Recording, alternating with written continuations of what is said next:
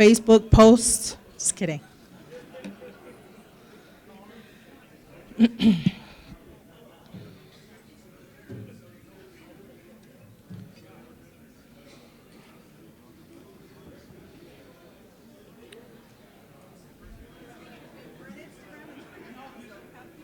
Yes.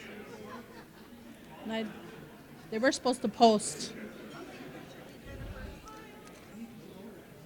Awesome. Yep.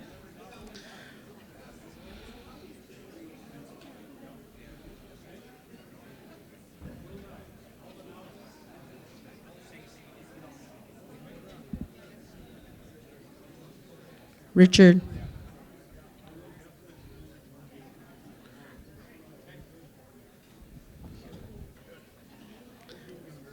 Good morning, everybody. Good morning.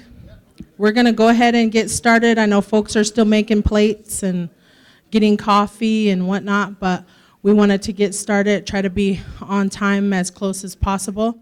My name is Jennifer Irving. I'm an enrolled member of the Oglala Sioux Tribe. Both my mom and my dad are from Pine Ridge, and so my dad's always saying, you could date probably like 4 people, and I have, just kidding. But we definitely want to welcome everybody here. But before we get started, we definitely want to acknowledge our veterans, bring in our color guard. This morning we have the Oglala Lakota Veterans Committee Honor Guard to the back of the room. We also have the drum group Showtime that'll help sing them in. And so at this time, we'll turn it over to Showtime and our color guard. And if you are a veteran and you feel so moved, you can walk in with our color guard if you'd like.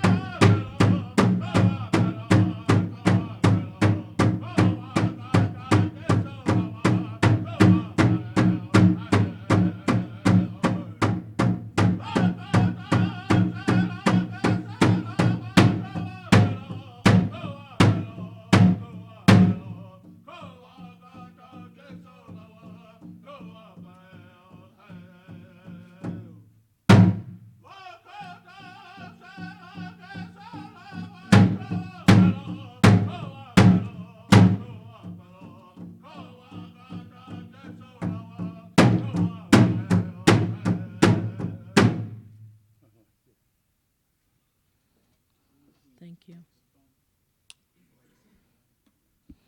At this time, Showtime is going to render a flag song to honor these colors that we just posted.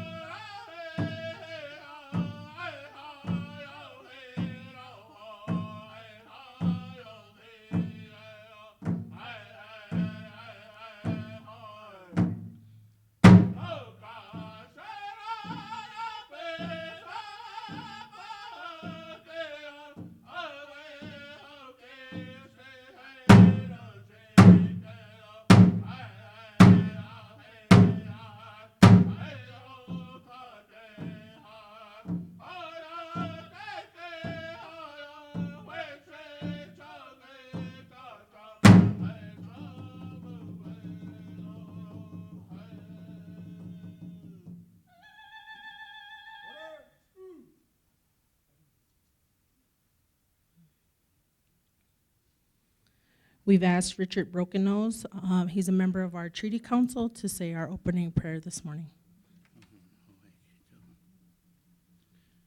Before we pray, I want to say good morning to each and every one of you, ladies and gentlemen. Thank you.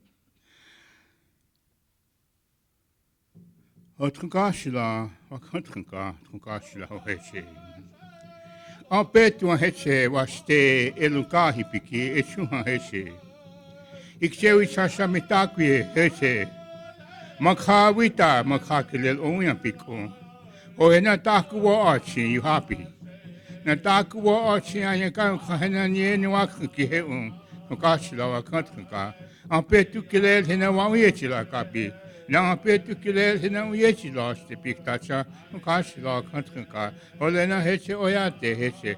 Wok sape na wo abla zeki na wo kakne reki. Olena yu ha hiwita pun katokum se waste na old khalakta heche. Nokashila wakatka. Hena nye ni wakki heun lena ichechi chelo. Ea heche hoechi chelo.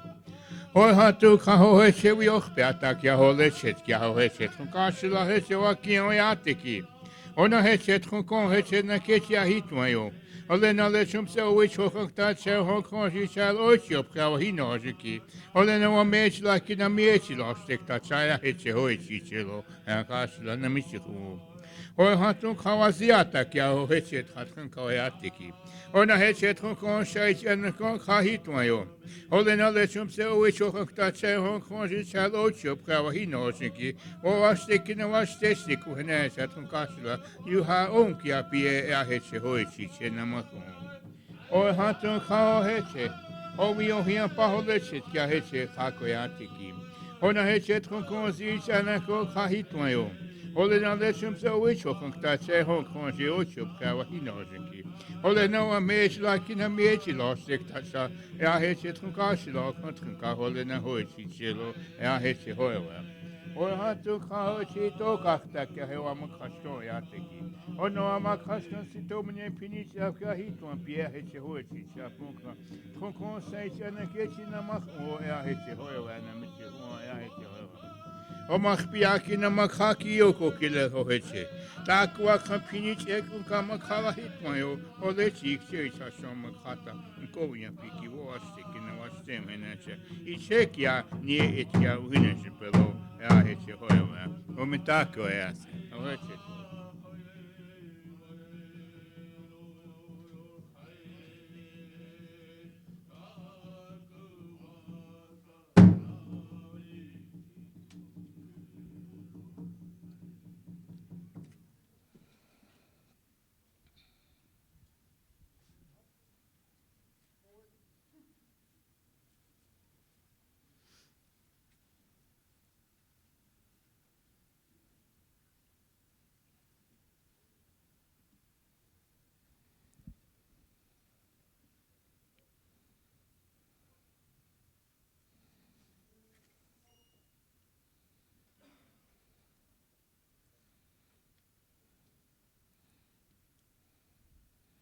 Okay, you can all be seated at ease. Just kidding.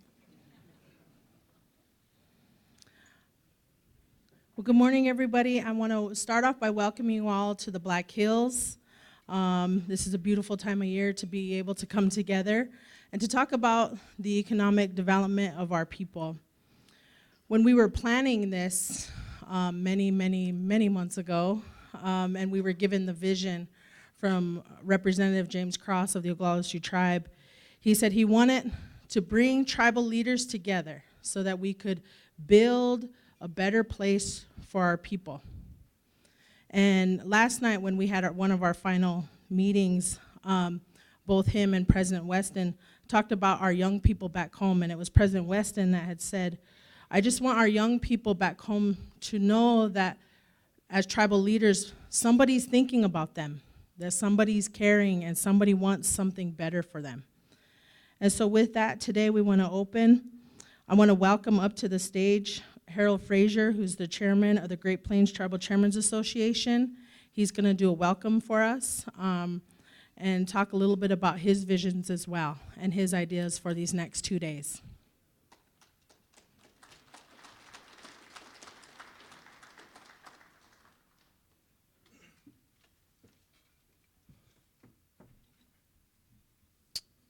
Good morning.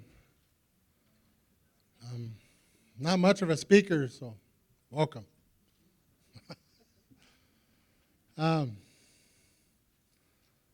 You know, this is my second term as chairman of the Cheyenne River Sioux Tribe. And the first time I was chairman, I went to a conference similar to this. And I always remember there was a speaker, he said, economic development on a reservation is like this. Everybody wants economic development, nobody wants to change. It's like everybody wants to go to heaven, but nobody wants to die. And that's a true thing that I've experienced as my time as chairman. There's a lot of challenges. And if you look, some of the most successful tribes in the United States are a lot smaller tribes. Smaller members, smaller land base. It is really a challenge when you're a leader of a large tribe. There's a lot of opinions, ideas on how and what is economic development. I always say that whatever we choose to explore or develop, it has to be a product or something, an entity, that it doesn't matter who is chairman, who is on council, or even who is the president of the United States. It has to be something that it will continue to grow. Because if you watch what I've seen, you look at Bill Clinton when he was president. I always remember that there was Skip Longy, he was chairman of Spirit Lake, and they had a factory up there making military equipment. And when Bill Clinton was president, things were pretty slow for them. And he was telling me on a plane ride, I rode a plane with him to Washington, and he said he was going to try to get more contracts, try to get some business going. And then a couple years later, Bush got in, and there was war. And I remember reading in the papers that their company was going 24/7, round the clock, just to keep up with the demand for military equipment. So that kind of told me that whatever you do, it has to be, even the president affects our businesses, our growth, our economy.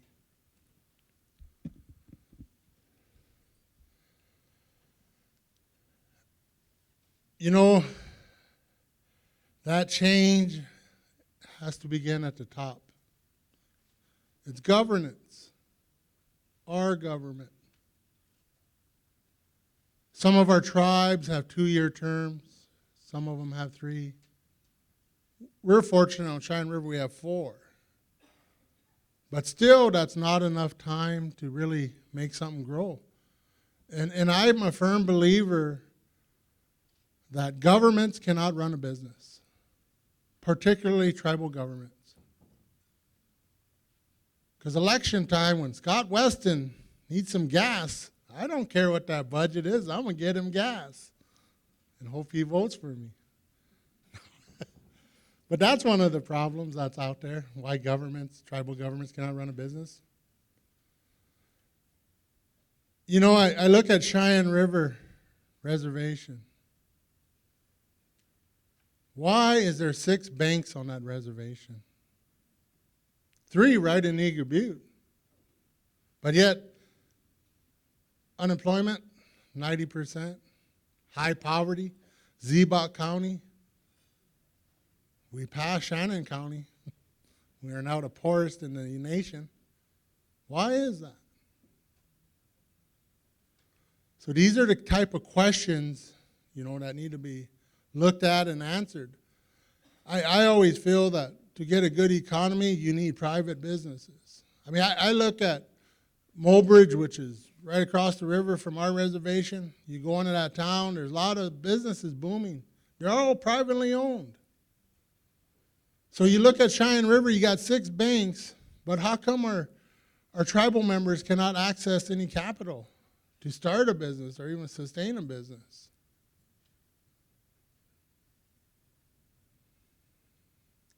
So there is a lot of challenges out there.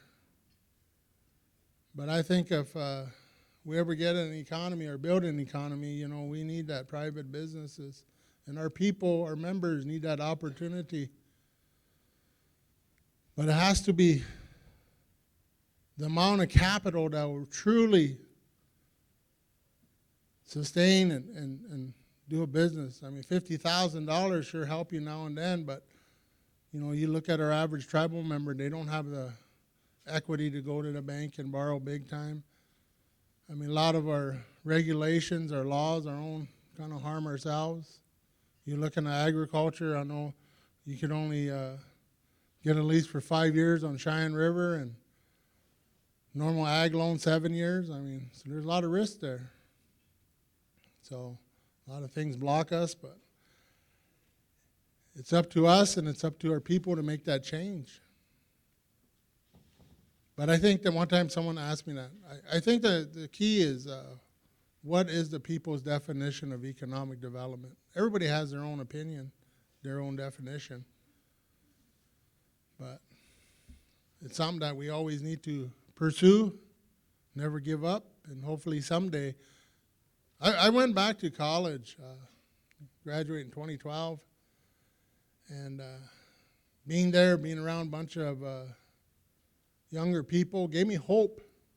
That change is coming. Our young people want to change, and they're getting educated, and they know what they want. So in my opinion, the future looks good for us. So. But welcome to our guests.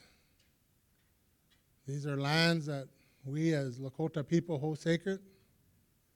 And enjoy yourselves, so thank you.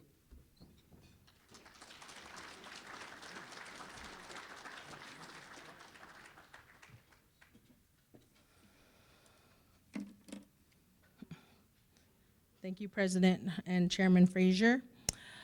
Before we move on to our next speaker, I just wanted to acknowledge folks that had a hand in planning this event. And so if there are planning folks in the room, the planning team for the summit, if you can please stand up so folks can see your beautiful faces. I see Dr. Zephyr. Come on, Dr. Z, you got to stand up. So just so folks are aware, we had Dr. Zephyr, he's the director of the planning office for the Oglala Sioux Tribe. Alana Kuhn, who's with USDA out of Rural Development here in Rapid City. Fred Fisher, who's with Center for Indian Country Development out of the Federal Reserve in Minneapolis. I didn't mess that up, I thought I would. I just know him as Fred, so I'm like, we'll call Fred. And Kristen Sorensen, who's also with USDA. So if we can give those folks a big round of applause. Oh, I'm sorry, and Gay Kingman, I'm sorry. I was looking around and I just seen this side of the room. And Gay Kingman, who's with Great Plains Tribal Chairmen's Association. All these folks came together over a series of phone calls and meetings in these last few months to pull things together for today and tomorrow. And I was somewhat involved, just kidding. So at this time, I also want to call up President Troy Scott Weston of the Oglala Sioux Tribe. He was really the catalyst for us. James had a vision. We spent probably a year talking about it. And it was President Weston in January who said, let's get moving. Let's start. I want to have it. I want to have it tomorrow. We're like, well, we can't have it tomorrow. But he said, well, I want to see it done, and I want to see it done right away. And this is what I want, and so that's what we did. So President Weston, if you can come to the stage, give us some opening remarks. Tell us what your vision is for these next 2 days.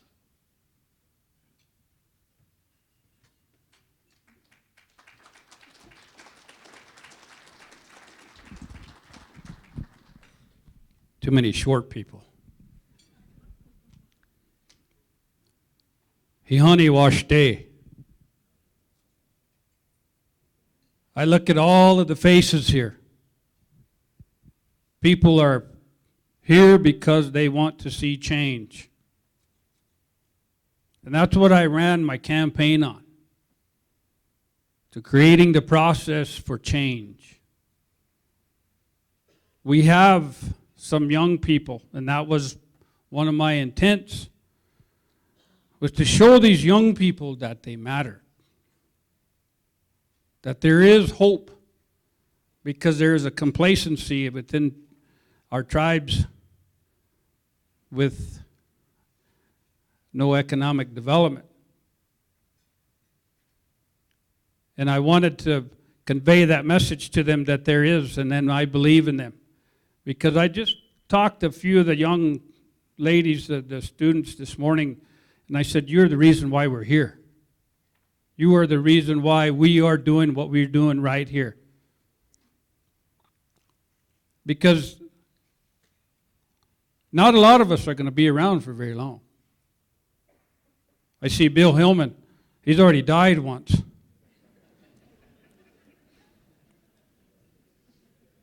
You know, I say that in cynicism, but it's true. I can joke with Bill because Bill's my guy. You know, he's a hard charger, he's a hard worker, and he can laugh. But we are where we are because we want to. In any part of our lives. That's what my father taught me. You are where you are because you want to be. That was his message to me. And I've always taken that with me to make sure that everyone else understood where I come from. Because I come from Inkpata in the Porcupine District. That ain't me. I thought maybe I was really going to get wound up and they was going to show this big stuff up there on the, but it's just you. But going back to what I talked about, I was taught that when I was this high. There's this generation that didn't get that chance. They did not get that chance, and that's who we're trying to help today. We have some of the smartest people in the world. We just do not give them that chance. We can be as successful in life as we want to. But our success is based on how far you want to go in your life. Your life means everything to you. Your life means everything to me. Especially those young children, those students. I see them sitting out there. And when you look at them, they will put their heads down like this because, say, I see Maya do that just now. But that's the thing. We need to give them that chance and open that eye. You see what that just happened right there? And I'm not talking about you, Cora. You see them smiles? When you recognize somebody and you make them feel there's something happened there. That's what we have to do every day. Those of us that are tribal leaders, that's what we need to do. We need to make things happen. And that's why when Jennifer talked about, I was the catalyst. There was already the catalyst. I was just the crack of the whip because I wanted this to happen. And there's a lot of things that we need to work on. There's a lot of eye-opening events that are going to happen within the next 2 days, 3 days.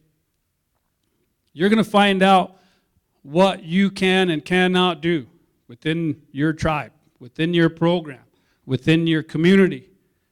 That Tioshpai, that Tiwahe. You're going to find out more of what you can do than what you can't do. Because if once you get to that can't, you're going to figure out a way that you can. And that's where we need to start focusing our mind and our hearts.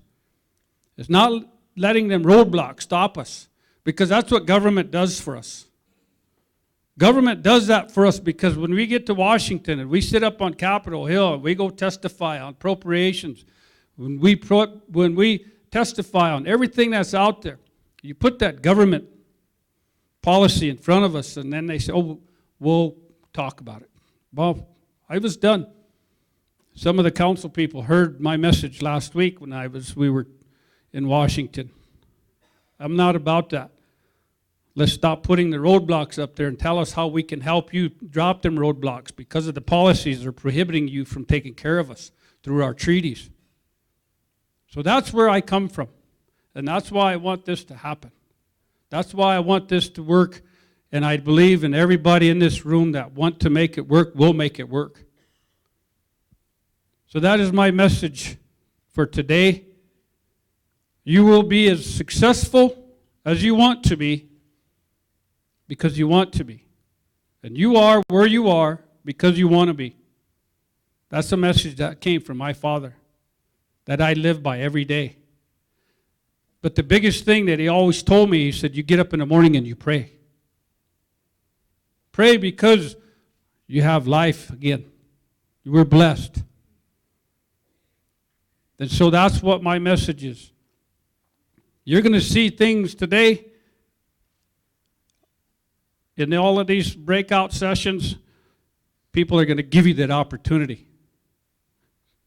But you're only going to be as successful as you want to be. So either you're going to work hard, or you're going to walk out and say, yep, I was at the economic summit. And that's what we don't want. We don't want that. We don't need that. So with that, I just want to say welcome. I hope you get as much out of this as I know that you can get out of it. And let's go and be more productive for our tribal memberships. Thank you. Sorry about the phone.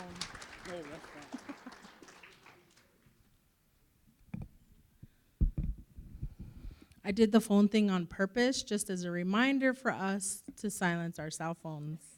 I'm just kidding. I didn't do it on purpose. And I told him I'd call him back later. Just kidding. One of the things that we were charged with as the planning team, back in March, we kind of got a template together for the agenda. We had the charge from President Weston, from James Cross and other council members, and we showed them the agenda, and they're like, that's good, let's go, start getting speakers, move some, okay. And then as I was walking away, President Weston called me back, and he said, Jennifer, we want a youth track. So I was like, okay, because that wasn't on the agenda. So we pulled together, the planning team got together, said, what does a youth track look like? Where do these youth come from? We definitely wanted folks from across our reservation to participate. So this very first year, we're pilot testing on our own kids from OST, a youth track. And so at this time, I wanted to acknowledge our young people in the room who are participating these next 2 days. They'll have their own breakout sessions. They're going to go to their own place. They're going to talk about their ideas, their perspectives on economic development. And then on the third day, they're actually going to present back to their tribal council on their ideas and perspectives on economic development. So at this time, I'm going to ask our young people in the room to stand up so folks can see that you've given up some of your time to be away from your families, to come together and to plan for your people. And you might think this is a small thing, but for us, we look to you and we say thank you for taking time out. Thank you for being with us today, and we hope you have a good time. I know facilitators have planned very good things for you, so at this time, if we can acknowledge our young people, there's some in the middle and there's some back there.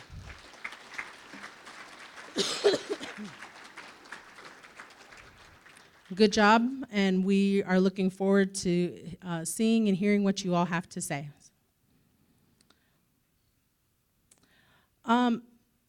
At this time, I want to call up James Cross. I think it was over a year and a half ago. He contacted my boss, and my boss said, you're going to help plan some of these things.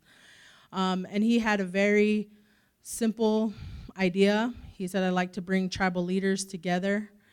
And he said, much like Chairman Frazier, we need to know as tribal council and as tribal leaders what our role is in creating an economic environment. How do we help businesses start? Not necessarily run those businesses, not necessarily start those businesses, but how do we create environments? What are the laws and the ordinances, the codes that we need to create what are the things that we need to do as lawmakers and decision makers to create a prosperous economic environment. And so this really was his vision, I think a couple administrations ago. I'll let him tell the story.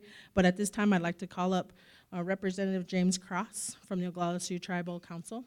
And please help me welcome him to the stage.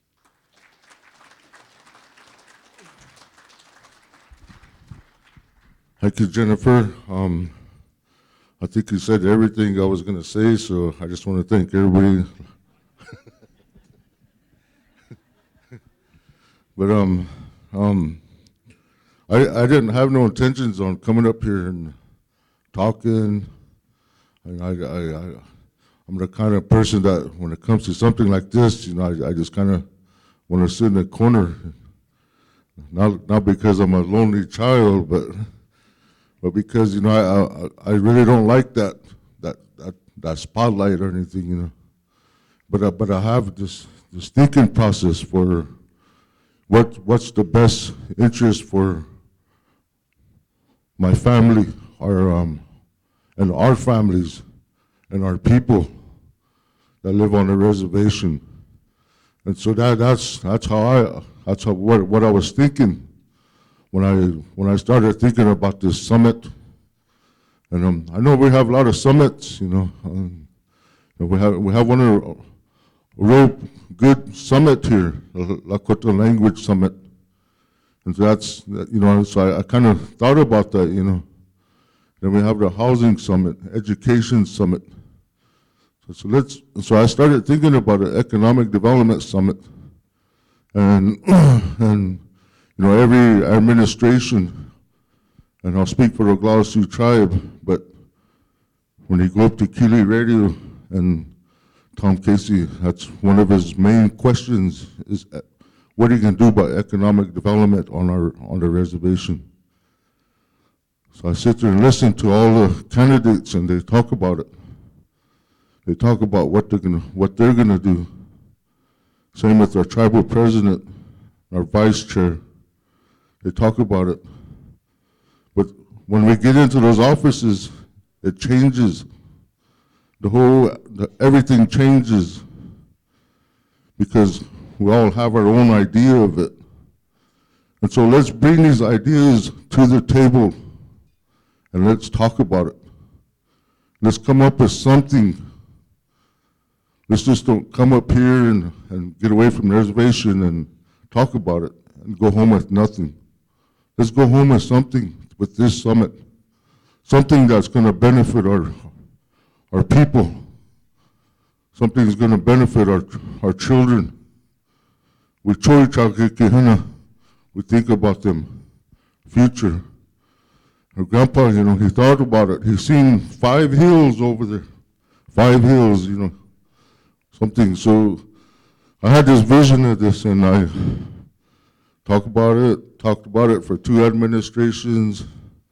Finally, the 3rd administration, Dr. Z was sitting in the corner, and I talked about it, and he jumped up, ran over, let's do it. So it was a lot of work I seen put into it by Dr. Z, and then he started, get more people involved, more entities. And so I was always on the briefing. I was always, trying to tell them. They ask me, James, what's your vision? So I tell them, and this is what it is. Was what I seen, The vendors out there, the youth here, different tribes coming together from all the reservations here in South Dakota. So this is what I seen. And so I thank the Creator for allowing this to bring us here, allow us to come together. And I've seen the program, change, and we finalized it last night. And there's some really good presenters on there. And we have to take something from this. And so I just want to say thank you to everybody that was involved in it. And I want to thank everybody that traveled many miles to be here. And our youth, our schools, the different tribes that you represent, the homes that you represent. With that, I want to say thank you. Aho.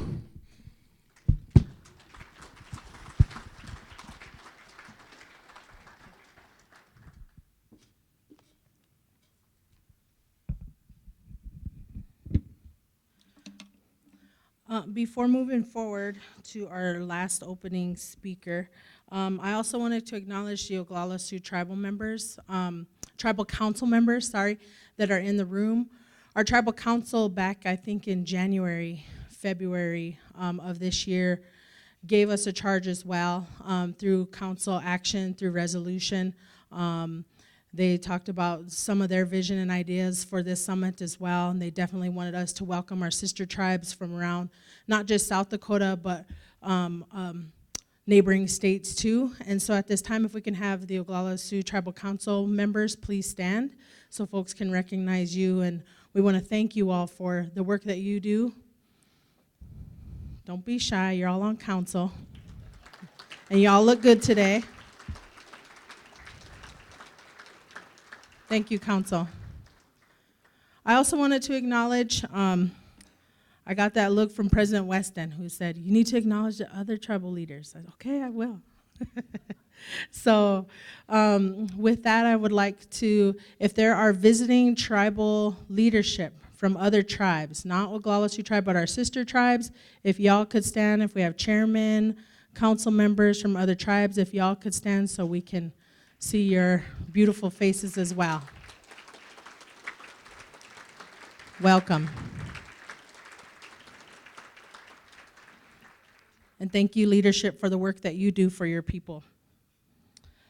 Another group I want to acknowledge, what?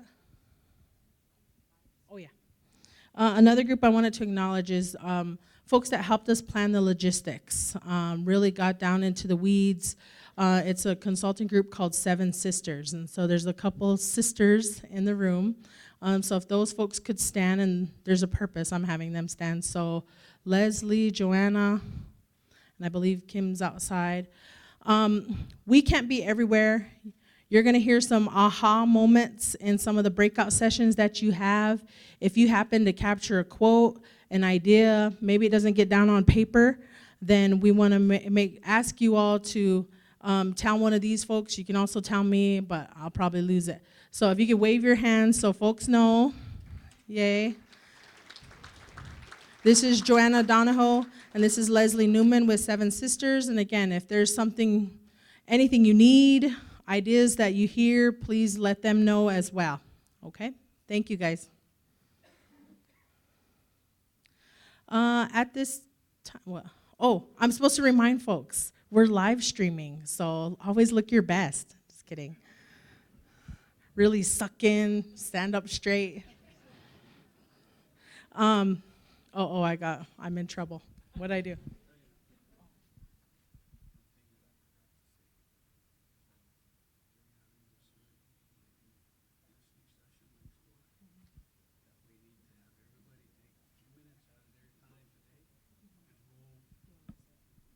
Yeah, just say it. Okay. I just want to remind everybody, because I told Councilwoman Lydia Birkeler that I would do this. There's a listening session about the uranium mining that's going on next door. I would encourage and I urge and I would direct everybody in this room sometime today from 1 to 8 to go over there and tell them why we should not have uranium mining, because it's going to affect our water.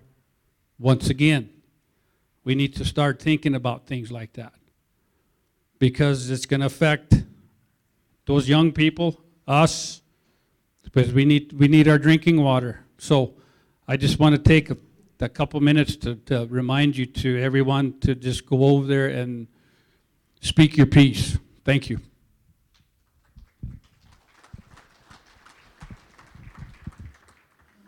But not right now. Just kidding. At this time, we wanted to call up Bruce Loudermilk. He's the director of the BIA, and he wanted to share a few words and perspectives about this summit and about why he's here.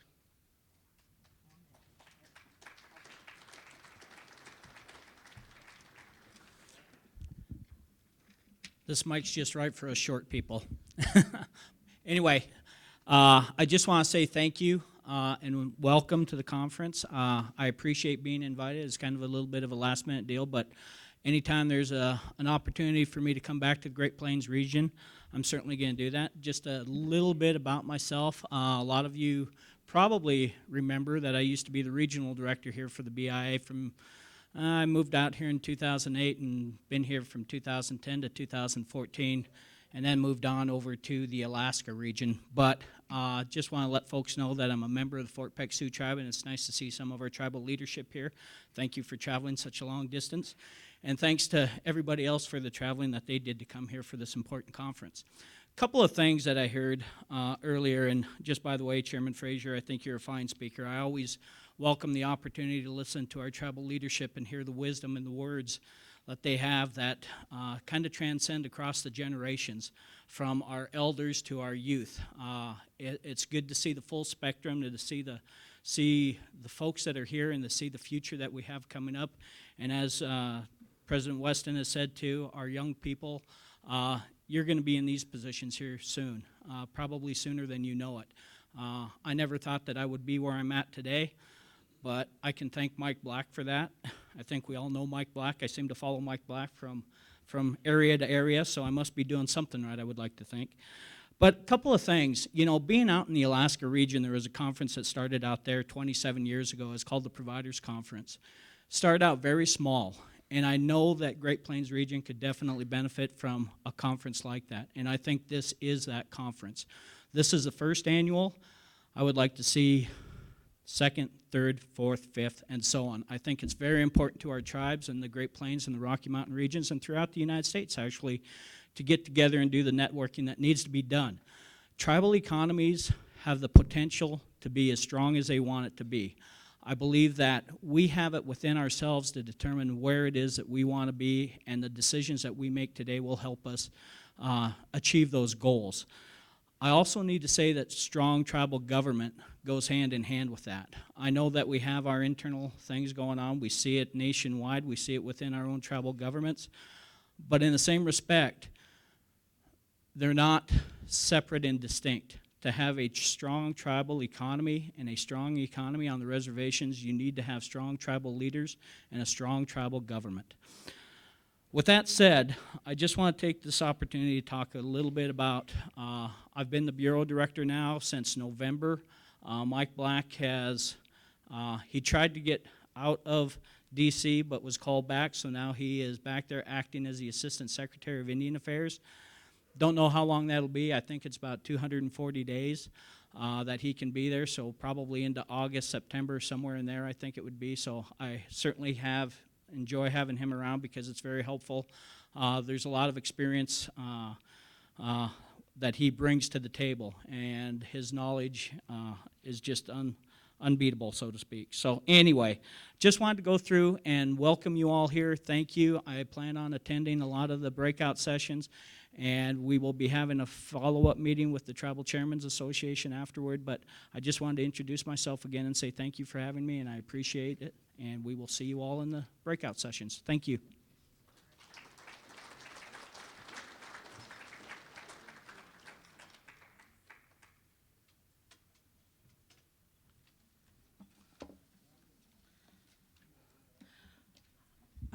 Just need to do a couple housekeeping things. In your blue book or in your blue handy-dandy bags, you all have a program, looks like this. In that, it has the agenda, also has some of the speaker bios. I believe it's got some of the PowerPoint presentations, all of that good stuff. So if you're not able to see on the screen, some of those materials are made available to you in that notebook as well. There's also lots of goodies in the blue bag. So I'm supposed to remind people again, we are live streaming so folks can check in. Joanna, do we have that slide up of where people can Twitter, or you'll get it? Okay. Whenever that comes up, I'll let folks know. There are some open seating up here up front. There's a couple tables that are wide open, so folks in the back, if you'd like to make your way up, there's lots of seats here, and we'll always have refreshments off to the side. So, and for folks who are new to Rapid City, the bathrooms are going to be out those doors to the right around the corner. Those are going to be our closest ones. So, we wanted to hit the ground running for this summit, and so these first couple sessions, we really wanted to focus, and were really designed for tribal leaders in mind. We wanted to have speakers that have had background in economic growth and development. We wanted folks to be able to come and learn right out the gate, and to get inspired for the breakout sessions later in the day. And so at this time, I'm going to call up Joan Tamici, and she's the current executive director at the Udall Centers for Native Nations Institute. She's a member of the Hopi tribe. She has her BS in social work and a Master of Business Administration from Northern Arizona University. She also serves as assistant director of NNI. And prior to joining the NNI staff, Tamici served as program director of Northern Arizona University's Center for American Indian Economic Development, where she provided business and economic development services and education to tribes located in Arizona. We're very pleased to have Joan here to share her perspectives on creating an environment conducive to economic growth. And again, these next couple sessions were specifically designed for tribal leadership in mind. And so we ask folks to take a lot of notes, get questions prepared, because these folks are definitely people we want to pick their brains. So please welcome to the stage, Joan Tamici.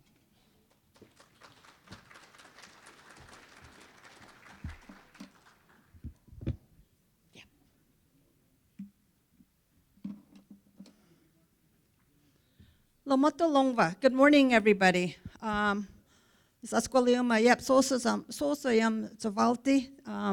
really pleased to see so many people out here in the audience, and I know you're all eager to learn about how are we going to be able to change our economies, and how are we going to be able to have a better life. And so hopefully you'll be able to learn from us a little bit about some of the findings that we've experienced.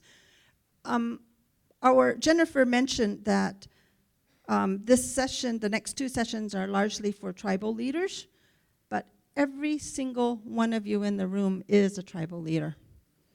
Whether you have been elected to that position or not, you're a leader because you all are here for a reason.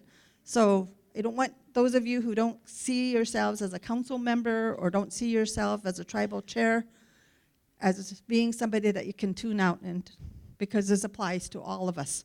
We're all citizens of the nation, and so hopefully you'll take an interest in what we have to say. I want to thank you for allowing us to be a part of your summit. It is a historic gathering. We are honored and we're humbled to be here, to be on your lands, to be in just a great country here.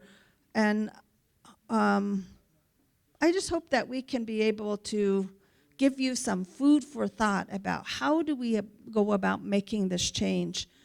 I want to say that I'm just impressed with all of what's happening out here. You have beautiful lands here, and I think that you can begin to take advantage of a whole lot more opportunities that are available and sitting out there. So we're going to learn about how others have done this. So the Native Nations Institute is at the University of Arizona. We're what's called a public service entity, and so although people think of us as being professors, I myself don't actually teach a university course. Well, I do one once a year, but it's a short course. But most of my teaching is out in Indian country with audiences like you. And actually, I learn a lot too as well from this whole thing. And you're going to hear our colleague Miriam Jorgensen, but we are basically an outgrowth of the Harvard Project on American Indian Economic Development. How many of you guys know about this Harvard Project? Okay, so I see a bunch of rebuilders, Native Governance, Bush Foundation and Native Governance rebuilders. None of you guys raised your hand. I didn't see your hands go up. So some of you are going to, oh, you did, Nikki. We're going to review some of that materials here. So I want to ask you this first question. Well, let me back up just a little bit. When we got going in this this work that we do out in Indian country, it got started out with what I call a couple of two nerdy white guys. Some of you might know these nerdy white guys. One of them is Stephen Cornell. He's a sociologist and was the former director at the Udall Center for Studies in Public Policy at the University of Arizona. And then the other one is Joseph Kalt, and he's an economist. These two individuals were looking at census data around the 70s, late 80s, in the 80s, looking at 70s data and trying to figure out why some tribes are more successful in development than others. And so I'm going to share you a little bit of their research findings as we move forward. They were really interested in this question. So what are those key factors for sustainable, originally economic development, but then we realize it just isn't the narrow perspective of economic development. It's all of development, whether it's health, whether it's related to education, whether it's related to any other topic that a nation has a challenge with. So what do you think might be some of these key factors for sustainable development? This is supposed to be interactive, so I'd like to hear some responses.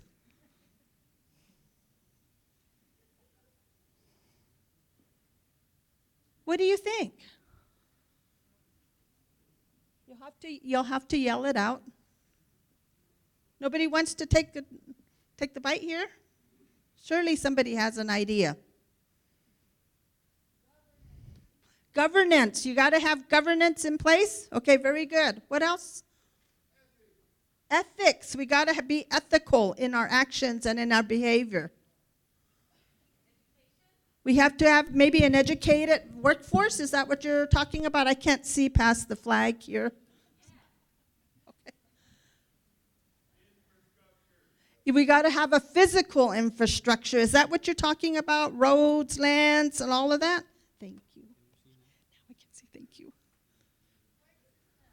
A court system.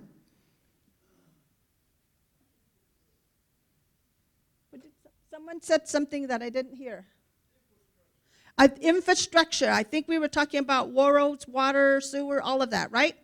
Is that all of the infrastructure, or is there more? Roads. Access to capital. We got to have maybe money. We got to have money. Okay, some money to get going. These were some of the typical kinds of things that Stephen Cornell and Joseph Kalt were thinking about. Begin to look at, we probably need to have an educated labor force, one that knows how to do things, how can move the products along. Maybe we have to have money. Maybe we don't have money, maybe we might have to have some kind of natural resources, right? These are some of the same things that they were looking at. And I want to tell you these two stories about two nations. And these are real stories, and I'm gonna call them Nation A and Nation B. We're gonna protect the innocent here, and we're gonna tell you about what they learned with their communities. So this first nation, and before we get going here, I'm gonna ask you for responses as we move forward here. So pay attention as we go through this. Nation A has a huge land base, much like some of you here in the room. Their population was about 11,000 citizens, and they had a lot of marketable resources. They actually had mineral resources within their homelands. And then they were able to, they were actually located in an area that was not too far off near a major freeway. They had some regional economic opportunities because people were coming to see some attractions already, and it wasn't too far to get to the reservation. Their population was highly educated. Their people were not only graduating from high school in large numbers, but they were also, what they were doing is they were going on to college, and they were completing their college degrees. They had, they practiced their language, their customs, so what we call high indigenous language use, and things were just bustling around them. Here's Nation B, total opposite. This Nation B had small parcels of land. They were fragmented, non-contiguous, 5 parcels of land that were actually over a 3-county area. And their population was pretty close, about 10,000, same as Nation A. And this community didn't have much of any kind of natural resources. At one time, they used to be an ag economy within their community, but some of the individuals, the companies that they were leasing land out to, they pretty much overfarmed it, and no one had been farming there. The leases were not going anymore, or what they had was very nominal. And this is a community that was very isolated. I don't know if any of you have ever been out to Hopi, but I like to say it's, you have to want to go to Hopi to be there. We're like 4 hours from Phoenix. I mean, way off the beaten path. And this one was pretty rural too as well. No markets coming by at all. And they had difficulty having their students not only going to college, but even to graduate from high school. There wasn't a whole lot of motivation. People just didn't see a lot going on there.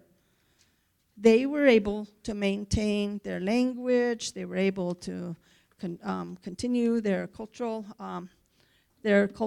activities as we move forward here. And they had what we call aggressive leadership. People who wanted to move things forward. But they didn't have a whole lot of economic opportunities available to them. I want to tell you that the slide, actually, the number of these slides are in your booklet, and I don't know what page they're on, though. I can't tell you. 14? 1 to 14. In the back of the booklet. So I'm going to I'm pointing that out because I want you to answer this question. When you look at these 2 nations, which one of these do you think will be more successful? How many vote for A? That they're going to go gangbusters. So maybe about a third of you. Got to raise those hands high. Okay, how many think that Nation B is going to be the one to go gangbusters? Just a handful. The rest of you guys didn't have an opinion?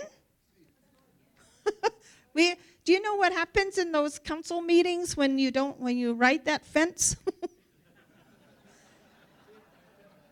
Goes with the majority, right? So let's do this again. How many of you are in favor of Nation A? Much, much better. Thank you. Nation B? Okay. All right. So tell me, those of you, tell me why you voted for Nation A.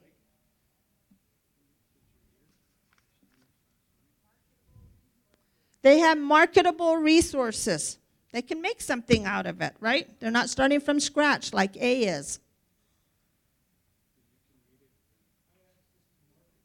There's a their location is going to help them perhaps be more successful.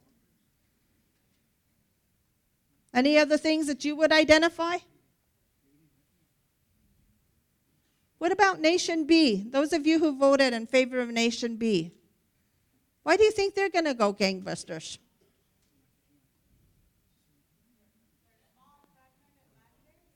They're small, and they have a small land base. Okay, that might be, Why else? They're starting from the ground up. They got nowhere but up to go, right?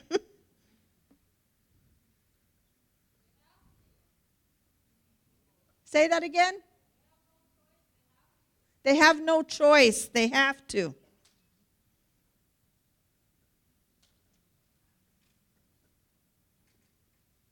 How about from some of our younger generation? Why do you think? Did anybody vote from all our youth groups? Anybody of our youth vote in favor of Group B, Nation B? No? Let's see what ended up happening. Again, this is a true story about two nations. We're not making this up.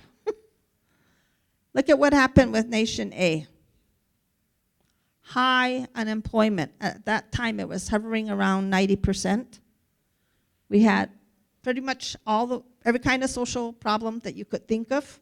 Alcoholism, probably some drug use, but not maybe to what it is today. Lots of familial, domestic kinds of issues. Pretty much everything going on there. And they actually got some businesses off the ground. They got grants, enough grants to get new infrastructure coming in, to build buildings, to have some seed capital to run some of these enterprises, but they didn't last long. It didn't last long at all. In fact, when you went on these reservations some years later, you could see their buildings had been boarded up, windows broken out, tagged. They were not operational at all. They just failed. And remember, all of their citizens were well educated. They were getting their degrees, some of them in accounting, some of them attorneys. They were doing vocational education skills, but nobody was coming home. You would have thought that perhaps maybe they could start a business, but none of that was occurring there. And remember their aggressive leadership that they had? This particular nation had a general council. So what's a general council? Can we educate our youth here? What is a general council? Anyone in the room have a general council? Did you raise your hand? No? What is a general council then? The governing body, and who is it composed of? Council members who are who? Yeah, elected, but it's every adult citizen who's eligible to vote in the tribe, right? This particular nation was 11,000 population, but it only needed 10% to establish a quorum.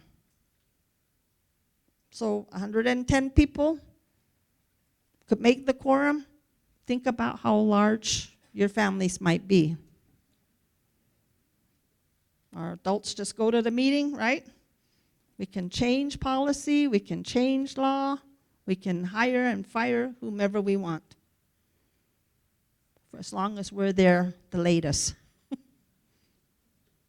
Until the next group, the public hears about it, and the next group, the next faction comes in and says, hey, that wasn't right.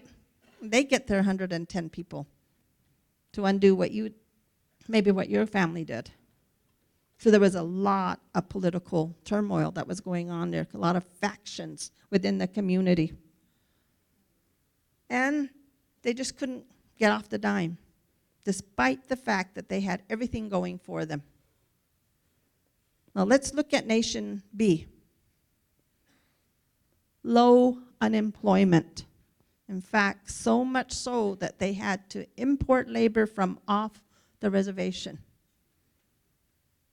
This is a small tribe, yes, small parcels of land, but huge population base. And they too were able to get those grants to start up businesses, got the same infrastructure, got the money for the buildings, got some money for that. But this community had a difficult time convincing others to be able to join them. Particularly what they went out and did is they went out to the adjacent communities and said, come and invest and bring your business to our reservation. What kinds of questions do you think that they might have been asked?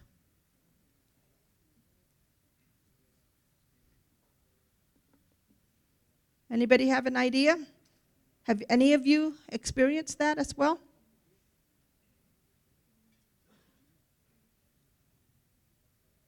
What are some of those questions that get asked of you by outsiders who come onto your lands to do business?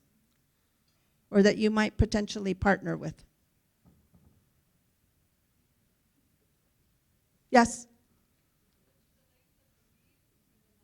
What's the length of the lease for the land? Yes? Is it safe? Meaning political turnover? Is that what you're talking about? Is it safe? And probably, if I get into a dispute with you, whose court are we going to resolve this in? Does the tribe have a court? Who are the judges in your courts? Do they have experience with business law and business activities? Or is there some other way to resolve a dispute? Those are the kinds of questions that they got asked. And they got asked another question. What are your laws? Do I have to register to do business on your reservation? What kinds of laws do I need to be aware of? Do you have signage laws? Do you have laws that if I'm in agriculture, are there certain kinds of chemicals that I can or cannot use? What about taxes? Do I have to pay taxes on your reservation and then pay taxes within the state? These are the kinds of questions that they got asked.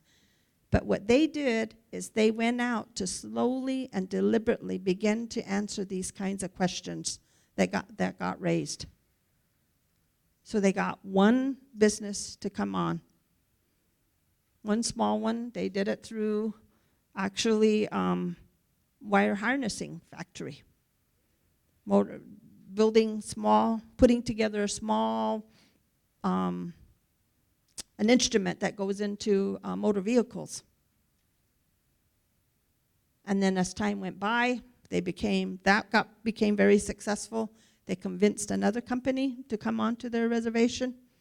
Some they did joint ventures with, some of them were strictly leases, where they brought in companies to be able to then run the operations.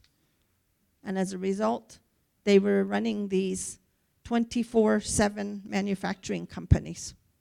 So every 8 hours, off would go cars off the reservation, and at the same time, another group of cars coming on. Because they had a job for every adult citizen who wanted a job. This is 10,000 people. Of course, the labor force wasn't that large, but we're still talking about a large population. And they ended up having a large number of successful businesses as time went by. And what the benefit of that was they then had their own source of funds to be able to do what they wanted to do, to put it into the priorities that they wanted. And remember that early on it said that they had high language use? Well, they've continued to reinvest in that over the years, at making sure that their adults and their children speak their language fluently. And about 3 years ago, they had about an 86% fluency rate. Think about your own communities. What's your fluency rate? Can it exceed this 86%? Everybody was learning. Everybody was practicing and living their cultural ways. And they ended up having a healthy community. And not every social problem was solved, but they were in a much better position than Nation A. So I want you to think about the differences. What made the difference between Nation A and Nation B? The politics, the political influence was a key factor for which one? Nation A. What else made a difference? What was the differences between the two of them?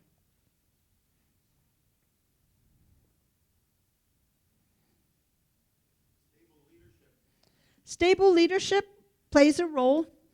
We're going to tell you a little bit more about, and that always is positive, but there's more than that. A stable workforce, yes. Each of them had a workforce, and they were both stable. Nation B had to do a whole lot more work to be able to build up the capacity to be an educated workforce, but they now have one. Anything else? Someone at the back mentioned earlier they had nowhere but up to go, right? So one of the things that they found is, well, let me just go over these very quickly, is that Nation A, remember, they had lots of assets, economic assets and opportunities because of their freeway, but they didn't make it very far. Nation B, remember, had the opposite. So one of the big differences was this one here, the strategic direction. Nation B invested time and energy in being able to figure out, where are we going to go? What do we want? What's our vision?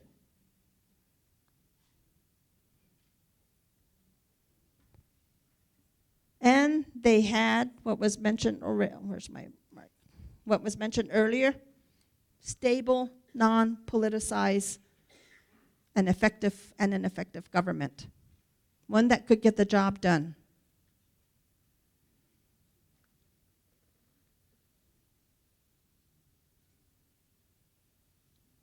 They spent the time, remember, investing in the laws and the codes and the policies for business development.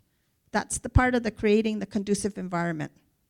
They invested the time and energy into dispute resolution, at building up their courts,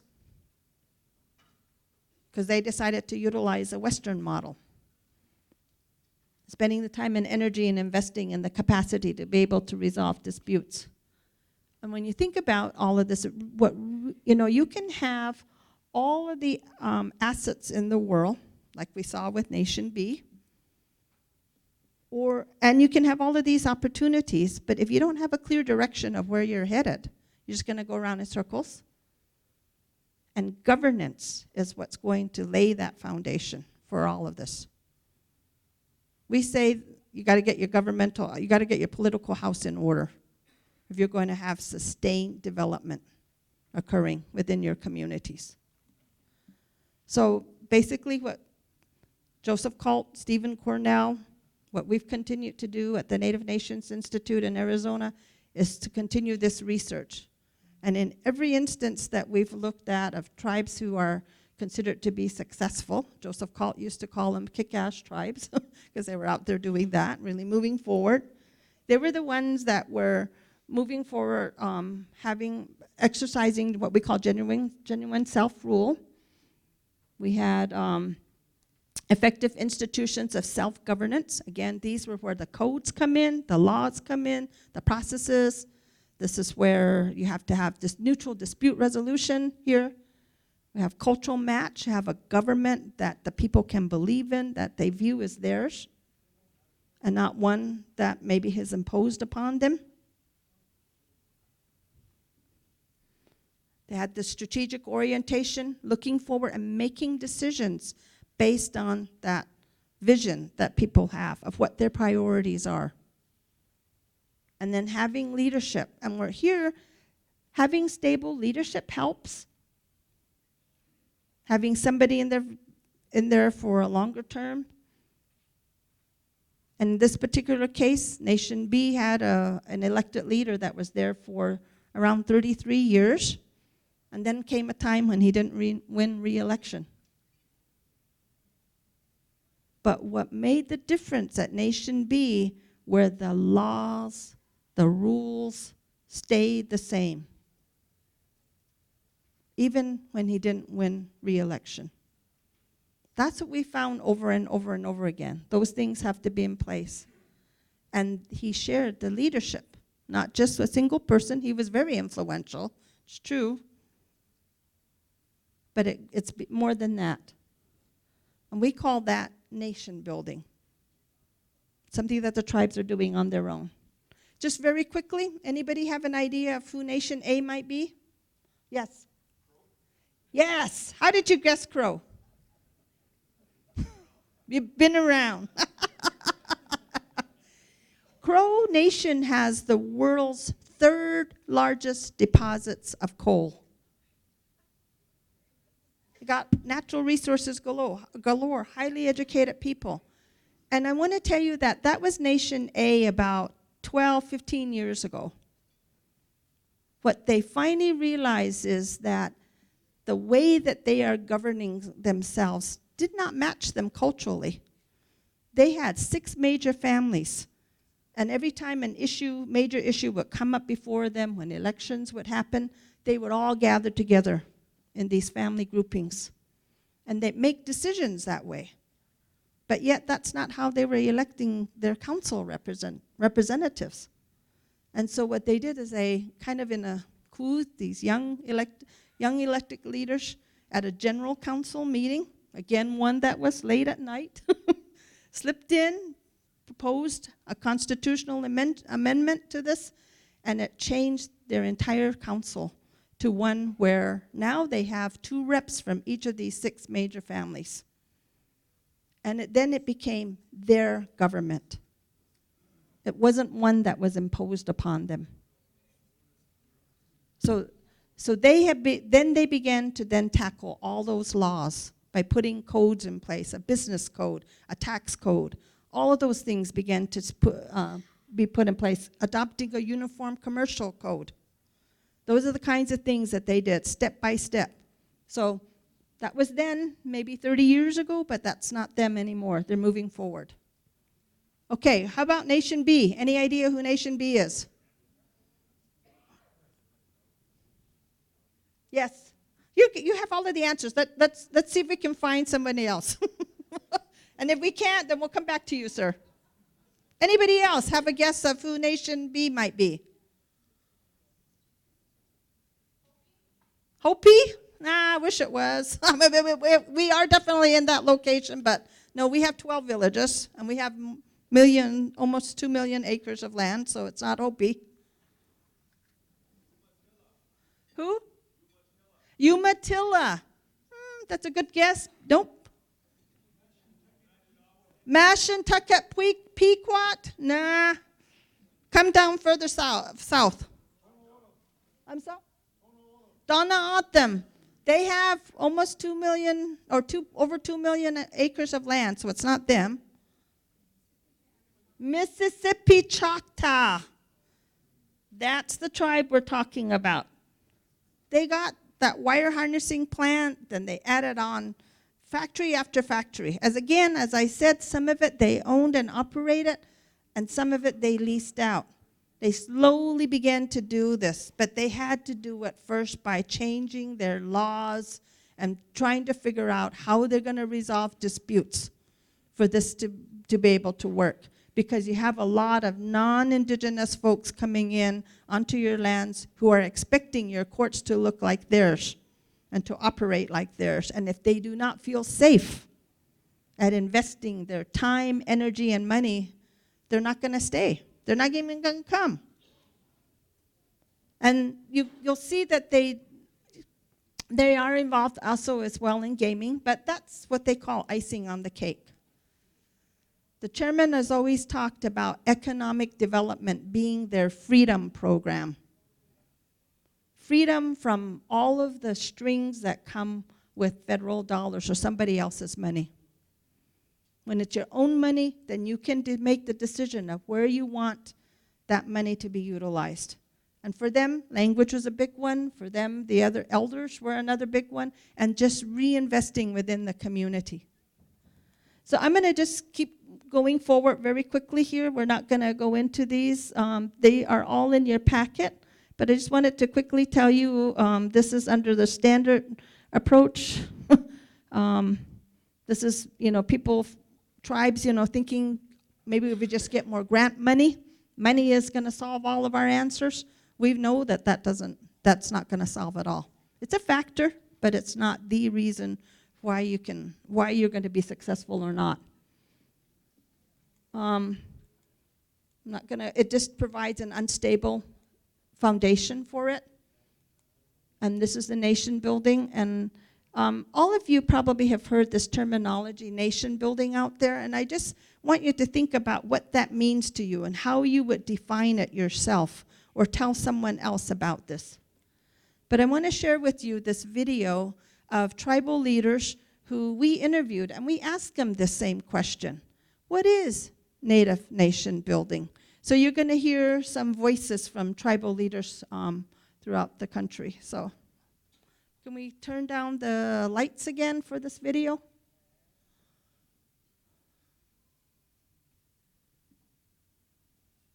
It's not necessarily about nation building, but it's about rebuilding. Because if you look at our communities historically, we were very powerful nations, and all that changed. And I believe that we still have the at least the values and those things that are important to us as Indian people to rebuild our nations. But it's going to take some time, because this whole rebuilding is really going to, I believe, take us down this search of who we are to reestablish that identity again.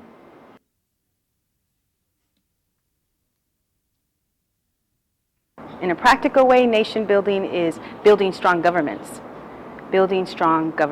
transparency in governments, fairness in governments, that, the equity among tribal members, creating an economy for our membership, and for the tribe in general for the future.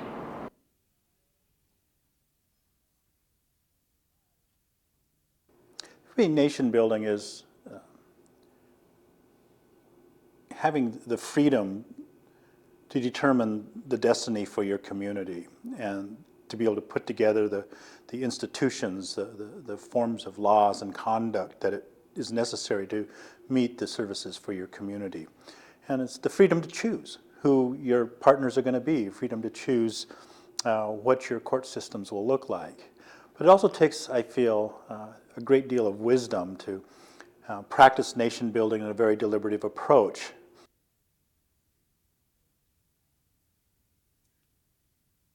We always called it rebuilding, because I think one of the things from a community standpoint is that the community, through time, just simply forgot.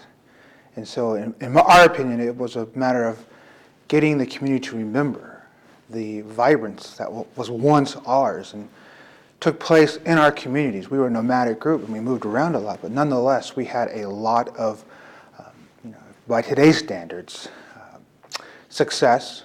We had a lot of wealth in the sense of culture, in the sense of the abilities to function as a society within our own sphere of societies. I think it's just a process by which you need to get your community to refocus back to what is meaningful to them again and make them remember. And once you're able to accomplish, that type of connection where they start to think and feel and believe in more of an authentic disposition, the process of rebuilding your nation becomes easier. So what are your thoughts on that? Make sense? Apply?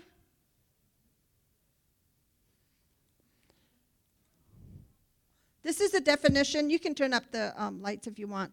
But this is the definition that we utilize for nation building. It's a process by which a nation can enhance its own foundational capacity. That foundational capacity is the government, so that it can be self-governing, it can decide the future that it wants at the community and at the economic level, so that you can have development.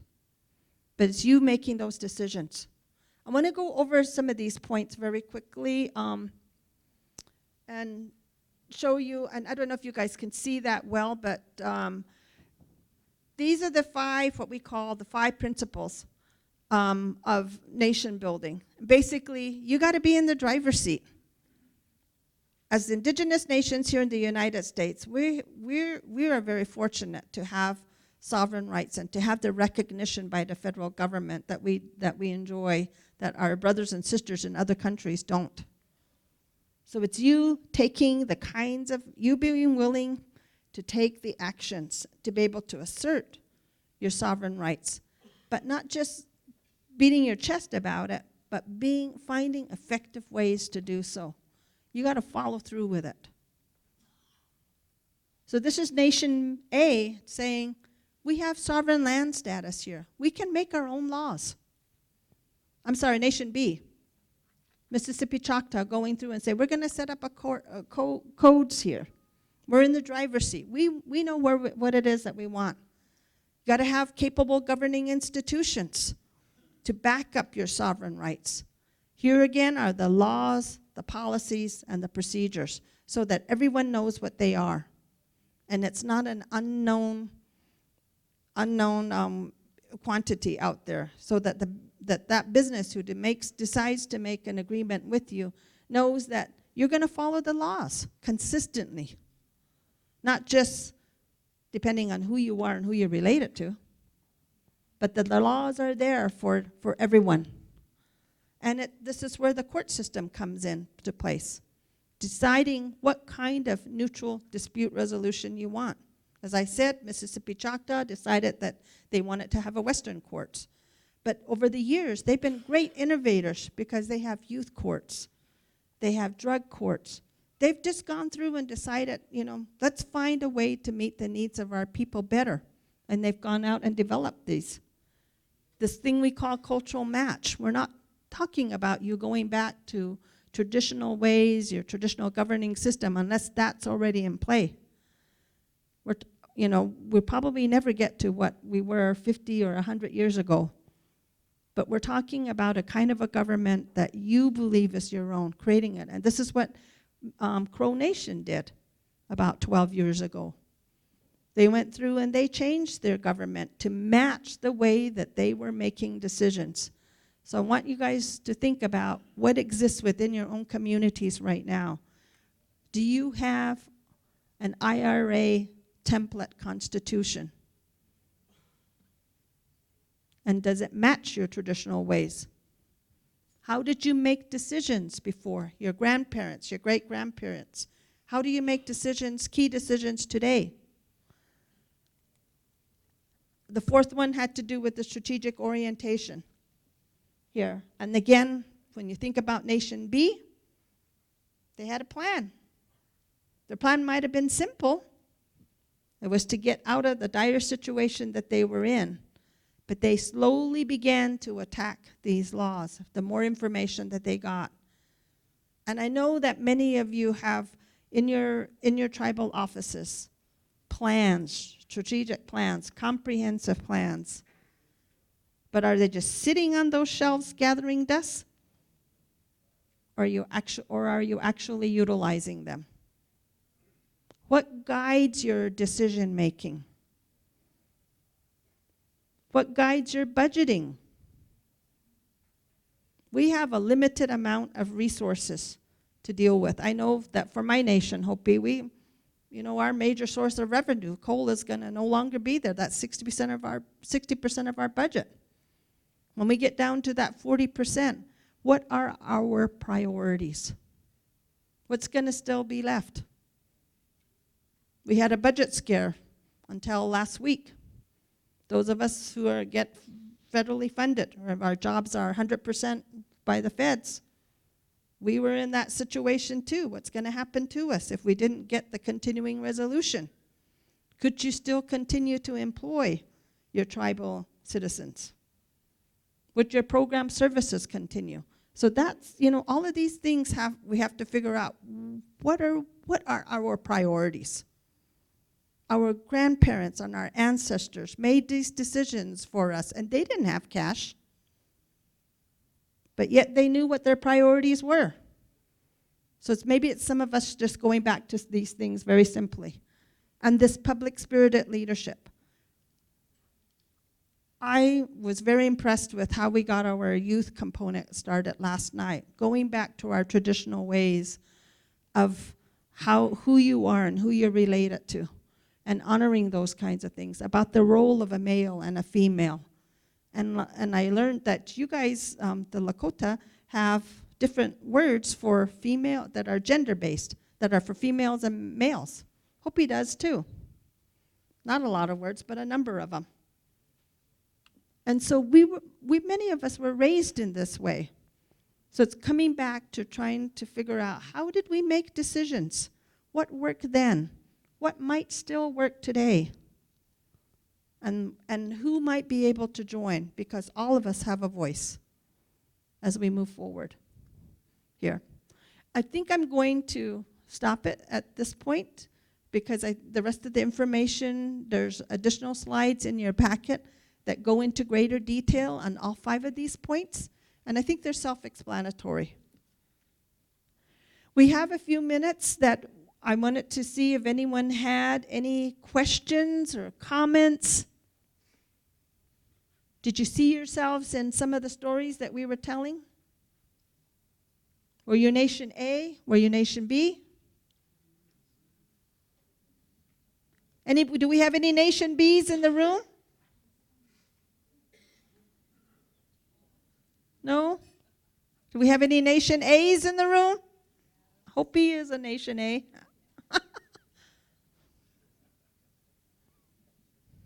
Any thoughts, comments?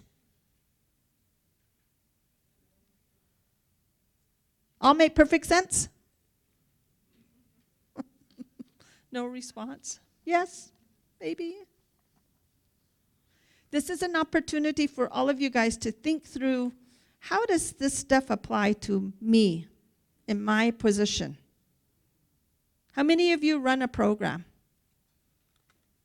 Program directors, raise your hand. How many of you are tribal employees? How many of you are at the what I call the sub-governmental levels, the district leaders? No district lead. We have one. How many of you represent the nonprofit community? A handful of you. Who are the rest of you? Who do you represent? What hat are you wearing? The state. How many of you are state employees representing the state, a state? Just a handful? No? Nobody even raised.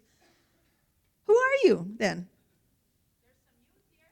Yeah, we have the youth. They were introduced earlier. They're students, college students. We have any college students in the room?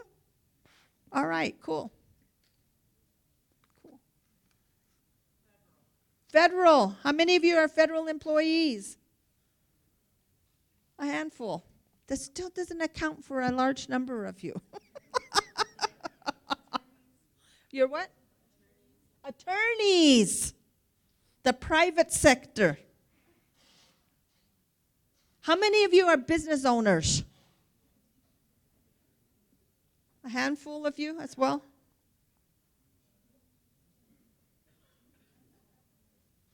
Does this make sense? We are talking about how do we change? We have great visions. I know you have great visions about where you want to go, but does this make sense? I'm going to we're going to take a 15-minute break, and so we should be back at 10:30, if I have my time right. And after that, we're going to continue this discussion about how do we make the change. So I want to thank you for your time and participating in the presentation. Thank you.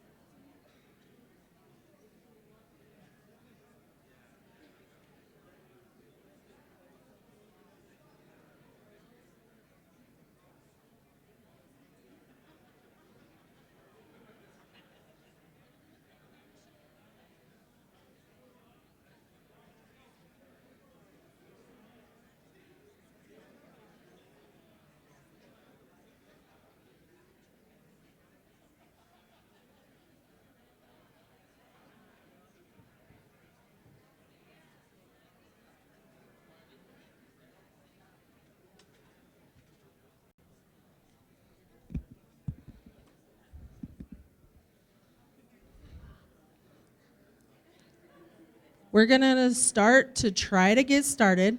So if folks can grab that cup of coffee, that shot of water, if you can look around at your table buddies, if they're outside, maybe come and call them back inside, that would be good.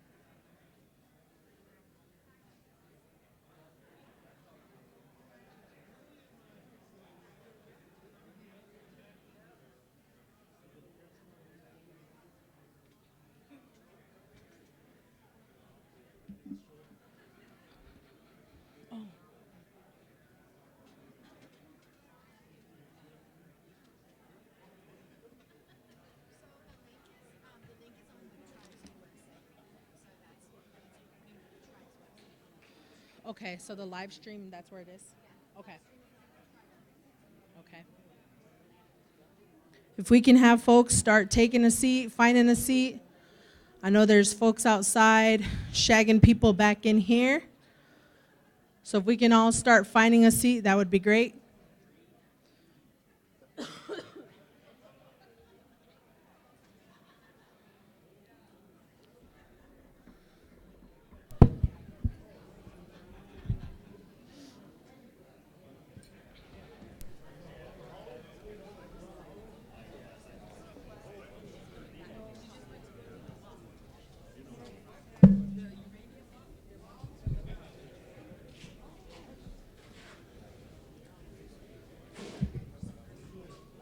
If we could all find a seat, we have an excellent speaker who's going to take us up until, well, we have two excellent speakers that are going to take us up to lunch. So if we can find seats, that would be great.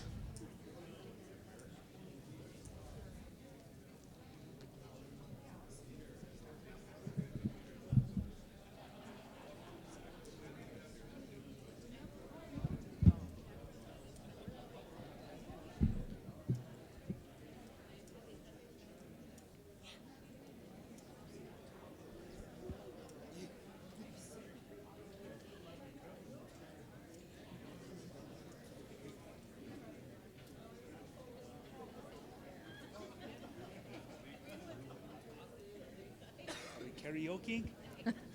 Karaoke in a little bit. Where's your hand drum? We can have folks start taking their seat. We want to make sure we stay somewhat on time. We're still moving. Folks had asked me what the live stream link was. You'll see on the screen if you go to www.oglalalakotanation.info.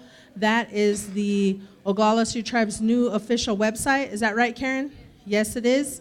And that's where you can find the live stream link information. So tell your friends, tell your family, tell your coworkers back home if they want to tune in.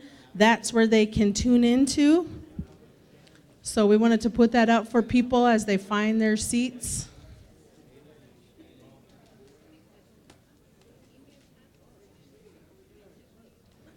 So just so there's some more housekeeping stuff, we will have lunch in, I believe it's in this room. It is provided, so you don't have to go that far for lunch. That'll be here in this room. They'll be setting up that while these speakers are taking us to lunch. We have two speakers that are coming forward in the next, I hour and 15 minutes, I believe. And so we want to make sure we give them time for that.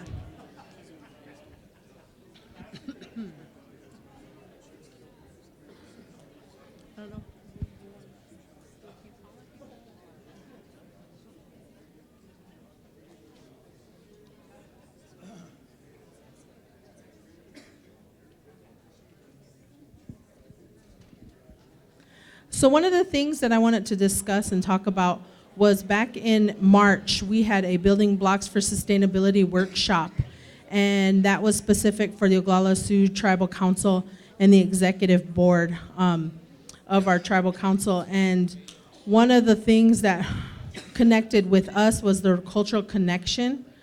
So we talked about what does it mean to build economies as a Lakota tribe, as Oglala people.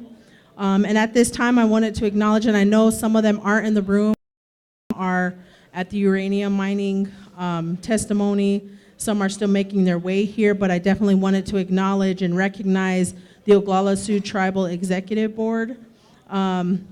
You've met President Scott Weston. We wanted to acknowledge Vice President Darla Black, and she was really key and instrumental. This group was key and instrumental in approving some of the contractual pieces for the summit. So approving people's time, things of that nature. We also have Secretary Donna Solomon. I seen them earlier, I don't see them now. Oh, Donna's way over there. Donna, wave to the people, Donna. Yay. And then Treasurer Mason Bickrow, who's on work-related travel this week for the tribe. And then 5th member, James Red Willow. And I don't know if I seen him this morning, but I wanted to acknowledge them. Again, those group of 5 individuals, along with our tribal council, were key in helping plan this summit, but also that particular group was key in terms of talking some of the contractual details for the summit. So I wanted to make sure I acknowledge them. I also wanted to start acknowledging, this work doesn't happen without partners, without other folks that come to the table and believe in the vision and mission of something like this. And so at this time, I wanted to acknowledge some of our sponsors. We leaned on some of our colleagues and friends across the nation to really help us put this together. The tribe, the Oglala Sioux tribe, kicked in some funding themselves, but our partners then also kicked in some resources and some time to make sure something like this happens. So you'll see throughout the conference, a lot of our sponsors are acknowledged. Some of their sponsorship provides lunch, provides some of the bags and the materials that you have, provides the room rental, also has provided some of the speaker fees and the lodging fees for some of our guests. And so I wanted to make sure that we acknowledge some of our sponsors, and I'll do this throughout the day. So if you're a sponsor and you don't hear your name, it's not because we forgot you, it's just because we're gonna highlight as we go on throughout the day. First major organizing sponsor and partner was the Bush Foundation. I believe Eileen Briggs is in the room. Eileen, if you could stand. So thank you, Eileen. If we could give Bush Foundation and Eileen. Eileen is a tribal member from the Cheyenne River Sioux tribe, so it's always great to be able to welcome her home and say hello. And thank you for your sponsorship and support of this event. Also, the Mandan Hidatsa Arikara Nation was an Eagle Feather sponsor. They donated $5,000 or more.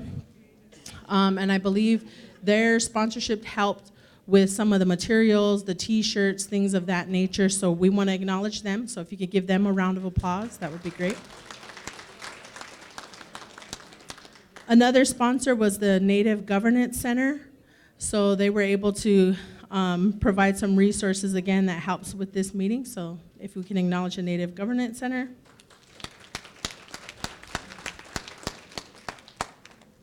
And a partner to many of us in the room, the USDA, their sponsorship, they also kicked in Eagle Feather sponsor level of $5,000 or more, so if we can acknowledge them.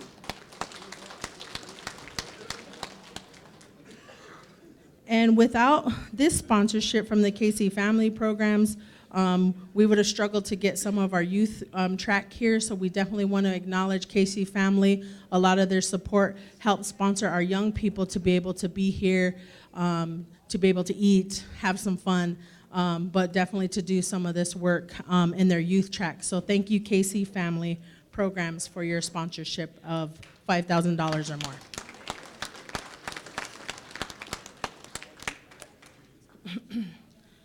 So like I mentioned before, we have two great speakers that are going to take us and carry us into lunch.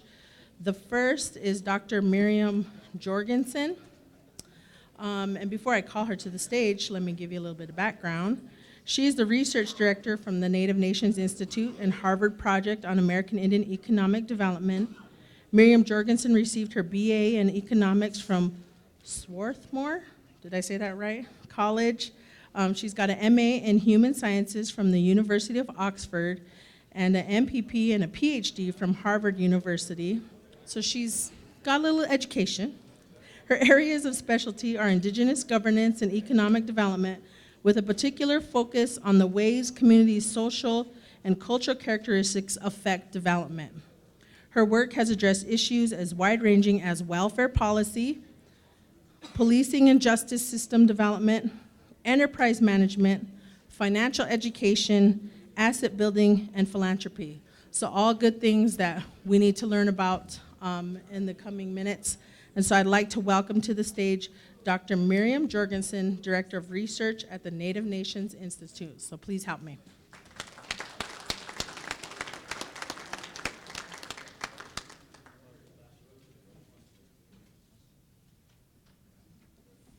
Thank you, Jennifer. It's a pleasure to be here, and we're going to try to mix things up a little bit. But first, I also wanted to say it's not just a pleasure to be here, but it's a pleasure to be here on Lakota lands. I've been doing a lot of work in Australia, and those of you who have heard me speak recently know that one of the things that I've learned there is that almost every public gathering you go to, not just an Indigenous gathering, but any public gathering, that is sponsored by a major nonprofit, sponsored by a corporation, sponsored by any of the governments, the state or the federal or the local governments, they start with an acknowledgement of country. And they acknowledge that they're on Indigenous lands.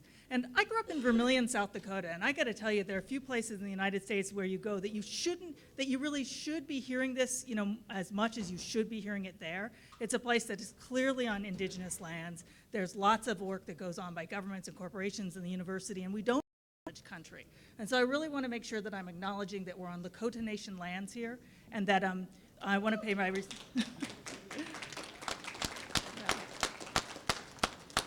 And I think that that kind of acknowledgement should take place more often at not just Indigenous gatherings, but all gatherings. And I want to pay my respects to the elders and to the respected leaders of the Lakota Nation, to particularly the Treaty Council representatives that's here, and to the elected officials. And if you listened really carefully to what Joan was saying, she talked about how leadership is found in so many parts of Indigenous community. So I want to pay my respects to all those leaders, every person in the room here who is serving in those leadership roles, whether or not elected or in a nonprofit capacity, in a family capacity, acknowledge your leadership role. I think those are important preliminaries. We didn't get much chance for you guys to interact with each other and to interact with what Joan was saying. And I feel like I've already forgotten something. I've forgotten my clicker down there. But it doesn't matter, because what I'd like you to do is actually turn to a page in your notebook. It's page 25 and 26. And this is a chance for you to reflect a little bit on the things that Joan was talking about. I'd love for you at your tables, thank you, Jennifer, at your tables in pairs if possible, or maybe in larger table groups. And if you're alone, move to where you're with somebody. Introduce yourself to them, start to network a little bit, and let's spend 10 or 15 minutes talking about those diagrams that are on pages 25 and 26. They take the ideas that are on the screen here that say, research points to the fact that you need to have your sort of governance house in order, those governmental institutions, which I love the fact that somebody out of the blocks this morning, when we were talking about nations A and B, somebody shouted, governance matters. 15 or 20 years ago, we could have been in a gathering like this, and people wouldn't have said that. The first thing out of their mouths would have been the amount of land, or the number of educated people, or the amount of natural resources that you have, or how much capital you have in the bank, or how many government grants you pull down.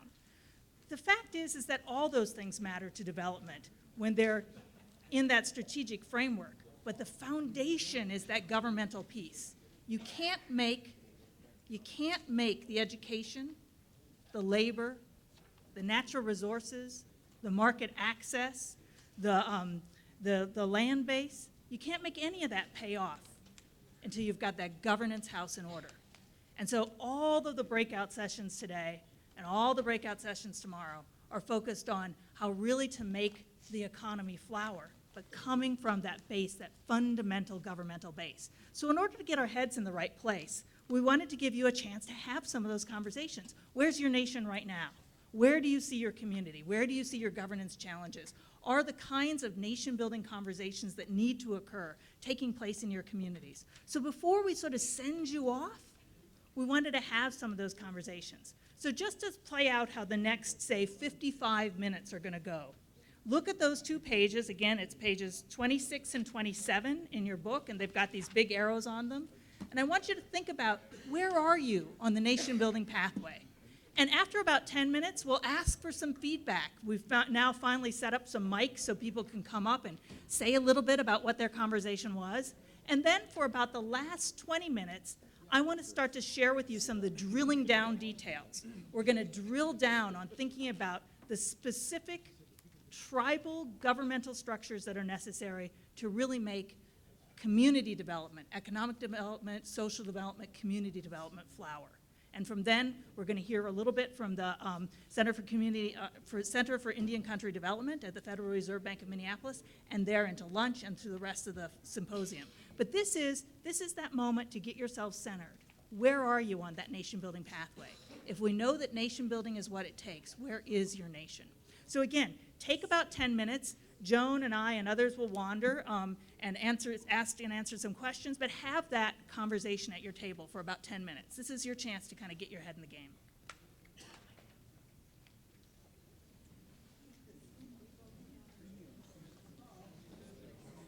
Yep, 27 and 28.